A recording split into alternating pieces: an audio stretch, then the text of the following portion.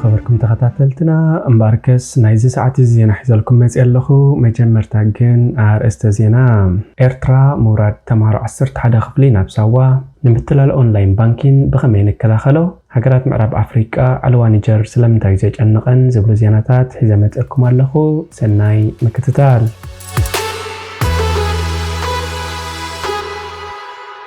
هاجراو أجلجلوت إرترا تمهر عصرت حدا خفلين بسوا يخدلو عصرت حدا خفلي تمرتهم زودو تمهارو كالأي درجة إرترا نما أكلو تادراو سلطانا سواي وردو خمزلو منكستوين معكنات زينا حبيران توم كابز حلفسو من جميروم زخدو زلو تمهارو أبساوا أبسان حلوان نايم بل عصر تخفلي تمرتومن وتادراو سلطانان كواستيوم زوم تمهارو نمبل 36 زوري هاجراو أجلجلوت نابتي أبشان شعتا 294 زفلما معسكر زوردو زلو يوم كاب كلتشان سلستان جميرو بأشحاد زوطور تمهارو كالأي درجة من لأهجر عصرت حدا خفلي دحر مودهم مبل عصر تخفلي نابتا أبساوا زركب بيت مرتي وارساي كالو قدسلو خمسة قبري يذكر بوليتيكاو تمرتون أكل تسوستو سلطنايو كابتوم كابزوا ما أكل بإسران شمونتن حملة كمون بسولس حدا حاسس تبقسو تمهارو لأل 500 دق نستيو مخانن اتزوات حبريتاي تقس توم تحت علم مخانم سنكر لهم تمهارو نابت بداي وتادراون أكاديميون سلطنا زوهابو لكونتات نخاتو مدلوات كمزقبرو يزحبر توم تمهارو أكلاون سن أمراون مدلوات كجبرو أخل جزيني روميو قبل حلاف كفل التمرتيت زوبا أتو بلاي هبتا جبر كم تزاربه تبصب مينستر زينا قلت منكستي إرترا نتيفة لما نعصر شمنت أوار حكس أن نستعوج هاجرا أجلجلوت ناب كدب ألبونا غيرو ممسوي في اللت تساتفت أجلجلوت بسعونا بسراويت كم الدبون كلو قلد ما أبسفيلا وانتكالات كجلجلو يقددو بفلاي تمهارو كالأي درجة تمرتم أبساوا كم زودو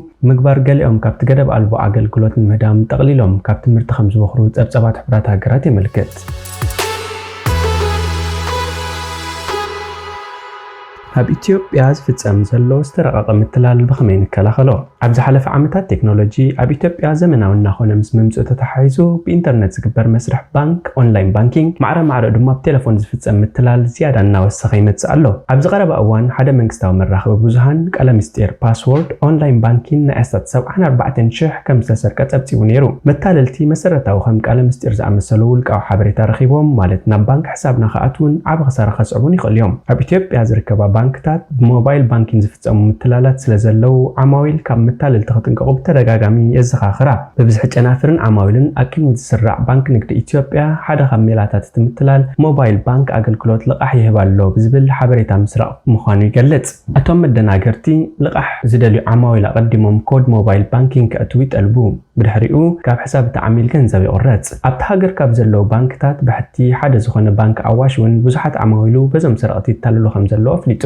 متاللتي كبانك أواش تدول أمثلهم حدا جزي قال مستير موبايل بانكي من الأخ عمايل تالو خمزلو يوت بانك زملكت مدناجر ميلاتات كاب تقدم استقلس عبنت بتوسخي أبزغنيات تتكمت أجلجلوت موبايل بانكين بستفل عليه من قرتات مثل لقات ممالهم نعبنت أجلجلوت موبايل بانكين هبكم يلوم تتكمت استنجرام كود أب تليفوناتهم كأتوب مقبار زت تالو أب بانك استمزجبه ولقوا حبريتا جيجا سلزلو كم بحدش كن مزجبكم يلوم ولقوا حبريتا زوستون اللو قال يوم دما سلمات سلستعودكم نتشلمات مقبال جنزب لأخو تباهلهم يلأخو بتوسخي جلسات متكبر أبليكيشن موبايل كان حدث أبديت نقبر لكم بزبلون نمتلال تقالي عميم عدا بهري شح متالل تجبنات متلال اب إثيوبيا طرح زي كونس امل علمون كفتصم صنيحيو اب كل خبابي بزحت متاللتن كمون بزحت ميلالاتات متلالن كوانتا لو مبزحت يغزي جن اتم متاللتي تمساسل بهريات اللوم تليفون يدولو بستدوللهم سبات تليفون مسلعلو كبانك منكستاو تكال حد غزي دما كم دبر بوليس كم زدول مسيلهم يقربو متاللتي هو خاتيوم اتم زتاللوم سبات بزعبات زغبرو زلو ነገር زحسبلو غزيم انت غيرخبون كمتن لعلت ازازات يهبو አእምሮ ናይቶም ዘታልዎም ብምቆጻር ድማ ድላይም ይፍጽሙ ድላይም ክሳብ ዝረኽቡ ኣይዓርፉን ደጋጊሞም ይድውሉም ካል ባህሪዮም ድማ መጠንቀቕታ መሃቢዮም እዝን ተዘይጌርኩም ከም ዝበለ ጸገም ከጋጥመኩም ኢሎም ይፈራርሑ بحق تقدر يقوم يبلو متنقطع ويمفرر حب مهاب ولقوا حبريت اخرخ بيفتنوا بتوسخي حق زمسل نجار قالي اتو 500 شحبر سلستعودكم از شلماتنا بانك حسابكم نمسجر 50 شحبر نمخفال يحتو كم زبل خونتات ولقوا حبريتا ويغنزب نموساد زعلمه سلازخونه فتصين كازي متحبر مفتح خون كم زخلي مكر كاب متاللتي بخمين كلاخل نخمزي زامسل متلال اقلبو بمهاب كم متلال مدحان كم زكال كيلاتات يغلصو ملخت متيكم دي ወይስ ቴሌፎን ተደዊልኩም ንሪኢልኩም ኣስተውዕልሉ ዝኾነ ስጉምቲ ቅድሚ ምውሳድኩም ነቲ ኩነታት ኣጻርዩ ካበይ ተላኢኹ ወይ ከዓ ተደዊሉ ንምንታይ እዚ መልእኽቲ ናባይ ክለኣኽ ይኽእል ድዩ ብቴሌፎን ድዩ ክንገረኒ ዝግባእ ንምንታይ ዝብል ሕቶታት ንሕተት ኩሉ ዝለኣኸልና መላግቦ ወይ ሊንክ ስቂልና ካብ ምኽፋት ንቆጠብ ካብ እንፈልጦ ሰብ ከይተረፈ ዘጠራጥር መልእኽቲ እንተመፂኡና ነቲ ሰብ ብኻልእ መንገዲ ክንረኽቦ ንፈትን ምክንያቱ ናይቲ ሰብ ቴሌግራም ወይ ዋትስኣፕ ብመታለልቲ ተጠሊፉ ክኸውን ይኽእል እዩ ኣብዚ መፀልና መልእኽቲ ጽሑፍ ዘሎ ሊንክ መተግበሪ ካብ ምውራድ ክንዕቀብ ይግባእ ሓደ መተግበሪ ከነውርድ እንተደሊና ወግዓዊ መርበባት መተግበሪ ንጥቀም ንኣብነት ኣፕል ስቶር ወይ ድማ ፕሌይ ስቶር ዘጠራጥር ወይ ናይ ምትላል ዝመስል ሕቶታት እንተቐሪቡልና ንዝምልከቶ ወሃቢ ኣገልግሎት ወይ ንፖሊስ ሓበሬታ ንሃብ መታለልቲ ጉዳያቶም ንምህዳን መብዛሕትኡ ግዜ ማሕበራዊ መራኸቢታት ይጥቀሙ እዮም ስለዚ ኣብ ማሕበራዊ መራኸቢታት እንሪኦም ነገራት ክንጠራጠር ኣድላይ እዩ ብፍላይ ምስ ባንክ ዝተኣሳሰር ሓበሬታ እንተተሓቲትና ኩሉ ግዜ ናብቲ ጨናፍ ባንክ ምኻድ ምድዋል ወግዓዊ ማሕበራዊ መራኸቢታት ናይቲ ባንክ ብምፍታሽ ብዛዕባ ዝህቦ ኣገልግሎት ይኹን ብዛዕባ ዝመፀልና መልእኽቲ ንምፅራይ ምፍታን ቀሊልን ካብ ምትላል ዘድሕንን መንገዲ እዩ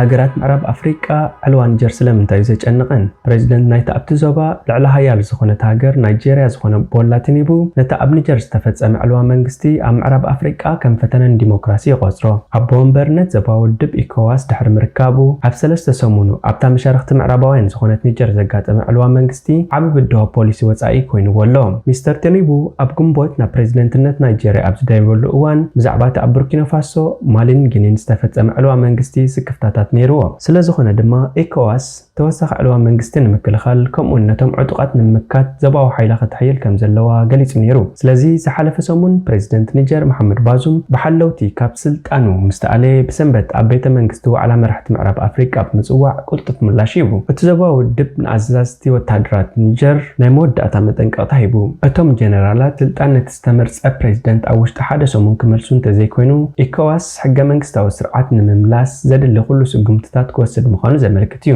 ከምዚ ዓይነት ስጉምቲ ሓይሊ ምጥቃም ከጠቃልል ይኽእል እዩ ወታደራዊ ሓለፍቲ ድማ ብቁልጡፍ ክራኸቡ እዮም ክብል ኣብ መግለፂ ወሲኹ ሓቢሩ ሚስተር ትኒቡ ኣብ ለካቲት ኣብ ዝተኻየደ ፕሬዚደንታዊ መረፃ ዝረኸበ ዓወት ኣብ ኣብያተ ፍርዲ ብተቃወምቲ ሕፁያት እቲ ውፅኢት ምትላል እዩ ብዝብል ብድሆ ይገጥሞ እኳ እንተሎ ንሱ ግን ንነፍሱ ኣብ 1980ታት ኣብ ናይጀርያ ኣንጻር ወታደራዊ ምሕደራ ኣብ ዝተኻየደ ወፍሪ ዝተሳተፈ ተቓላሳይ ዲሞክራሲ ይገብራ እዚ ዕልዋ መንግስቲ ንዲሞክራሲያዊ መትከሉ ከም ፀርፊ ገይሩ ዝረኣዮ ይመስለኒ ብፍላይ ኣብዚ ሓፂር እዋን ኣቦ ወንበርነት ኢኮዋስ ኣብ ዝሓዘሉ ምዃኑ ይብል ናይጀርያዊ ተንታኒ ኢንስቲትዩት መጽናዕቲ ፀጥታ ISS ወለ ጀዋለ ዝያዳ ወሳኒ ድማ እቲ ዕልዋ መንግስቲ ኣብ ናይጀርያ ቀጥ ኣውፅልዋ ኣለዎ ክልቲአን ሃገራት ልዕሊ 1500 ኪሎ ሜትር 930 ማይልስ ዝዝርጋሕ ዶብ ዝዋሰና ኮይነን ካብቲ ቅድሚ መግዛእቲ ዝነበረን ዘመን ዝጅመር ዱልዱል ባህላውን ንግዳውን ምትእስሳራት ኣለወን ድሕነቶም እውን ዝተኣሳሰር እዩ ዕጡቕ እስላማዊ ጉጅለ ቦኮ ሓራም ኣብ ክልቲአን ሃገራት መጥቃዕቲ ብምፍጻሙ ካብ ናይጀርያ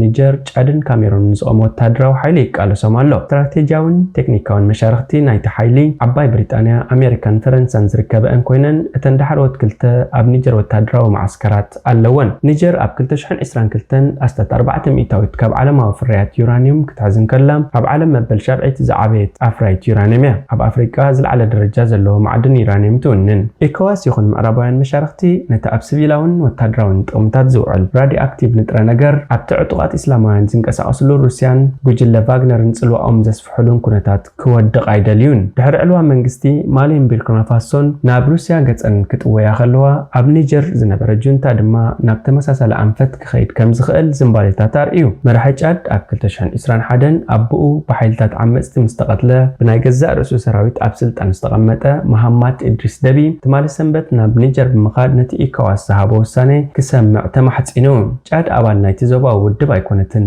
ሚስተር ደቢ ግን ኣቐዲሙ ብሰንበት ኣብ ዝገበረ ኣኼባ ተረኺቡ ከም መጠን ሓደ ሓያል ወታደራዊ መራሒ ምስ መራሕቲ ዕልዋ መንግስት ርክብ ንምፍጣርን ካብ ስልጣኖም ክወርዱ ንምምሕፃ ኣብ ምቹእ ኩነታት ከም ዝነበረ ይረአ ነይሩ እቲ ወታደራዊ ጅንታ ግን ክሳብ ሕጂ ኣብይሎ ኣብ ክንድኡ ኣንጻር ምዕራባውያንን ኢኮዋስን ዘነጻጽሩ ቃላት ኣሓይሉሎ ብኣሽሓት ዝቁፀሩ ሰባት ድማ ነቲ ዕልዋ መንግስቲ ንምድጋፍ ትማሊ ሰንበት ናብ ጎደናታት ርእሲ ከተማ ኒጀር ኒያሚ ወፂኦም ኣለዉ ገለ ካብኣቶም ንኤምባሲ ፈረንሳ መጥቃዕቲ ብምፍፃም ንሩስያ ዝድግፍ ባንዴራታት ከም በልብሉ ተራእዮም እቲ ወታደራዊ ዕልዋ ኣብ ኒጀር ናይ ዝበዝሐ ደገፍ ኣለዎ ድዩ የብሉን ግን ንጹር ኣይኮነን ልዕሊ ፍርቂ ዜጋታት ኣብ ሃገሮም ዲሞክራሲ ብዝሰርሓሉ ኣገባብ ዕጉባት ምንባሮም ኣብ 2022 ብኣፍ ባሮሜተር ዝተገብረ መጽናዕቲ ይሕብር። ኣብ ማሊን ቡርኪና ፋሶን ዝርከቡ ወተሃደራዊ መራሕቲ ንኢኮዋስ ኣብ ኒጀር ወተሃደራዊ ምትእትታው ከይገብር ኣጠንቂቖም። እዚ ኣዋጅ ኩናት ክኸውን ብምባል ንብጾቶም መራሕቲ ዕልዋ መንግስቲ ክከላኸሉ ክኸድዮም። ስለዚ እቲ ወተሃደራዊ ምትእትታው ናብ ሙሉእ ዞባዊ ግጭት ናይ ምስፋሕ ሓደጋ ኣለዎ። ይኹን እምበር ኢኮዋስ ቅድሚ ሕጂ ኣብ ብዙሓት ሃገራት ላይቤርያ፣ ሴራሊዮን፣ ጊኒቢሳው፣ ጋምቢያን ካብ ስልጣኖም ዝተኣልዩ ፕሬዚደንትታት ንምምላስ ወይ ድማ ኣብ መረፃ ስዕረት ምቕባል ንዝኣበየ መራሕቲ ብሓይሊ ንምውራድ ሰራዊት ሰዲዱ ነይሩ። እዚ ምትእትታዋት እዚ ዋላ እኳ ሰራዊቶም ኣብ ገለ ኣጋጣሚታት ብግህሰት ሰብኣዊ መሰላት እውን እንተተኸሰሱ ምስቲ ኣብ ውሽጢ እቲ ዞባ ሰላም ምርጋእን ፀጥታን ንምዕቃብ ዝሓዙ ዕማም ዝሰማማዕ ነይሩ። ሚስተር ኦጀዋለ ናይጀርያን ብዙሓት ካብተን ንዕኡ ዘቐማ ሃገራትን ናይ ገዛእ ርእሰን ፀጥታዊ ብድሆታት ኣብ ዝገጥመን ዘሎ እዋን ኢኮዋስ ኣብ ኒጀር ጣልቃ ንምእታው ወተሃደራዊ ዓቕሚ ኣለዎ ድየብሉን ርግፀኛ ኣይኮነን። እቲ ዘለዎም ንእሽቶ ዓቕሚ ክበታተን ይኽእል እዩ ኢሉ እቲ ኩናት ከስዕቦ ዝኽእል ማሕበራዊ ቅልውላው እውን የስግኦ። እምበኣርከስ ዝኸበርኩም ተኸታተልትና ናይ ሰዓት ዜናዊ መሰናድኦና ኣብዚ ፍጸም። ሓደሽቲ ዜናታት ንምክትታል ሰብስክራይብ፣ ሼር፣ ኮሜንት፣ ላይክ ምግባር ኣይትረስዑ። ሰላም